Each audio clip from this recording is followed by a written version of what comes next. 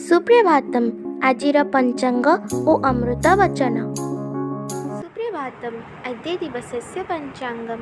अद्य श्री श्वेतवराह कल्पस्य वैवस्वत मन्वन्तरः द्वितीयपरार्धः उत्तरायणः ग्रीष्म ऋतुः ज्येष्ठमासस्य शुक्लपक्ष नवमी तिथिः सौरवासरश्च चुकाप्त षड्विंशत्यधिक एकपञ्चाशत्शतं विक्रम संवत् एकाशीत्यधिक द्विसहस्रं जून् मासस्य पञ्चदशी तारिका।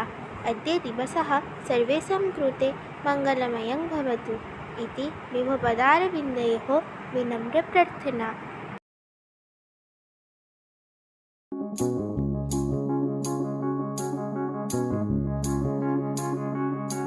सूर्य उदय एवं अस्त समय सूर्यଙ୍କ आड़କୁ चलन्तु। नदी पोखरी एवं समुद्र कूଳରେ एकुटिया भ्रमण करन्तु।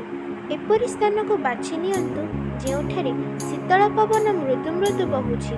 ସେଠାରେ ପରମାତ୍ମାଙ୍କ ସହିତ ଏକାକାର ହେବାର ଦ୍ୱାର ଖୋଲିଯିବାର ସମ୍ଭାବନା ଥାଏ।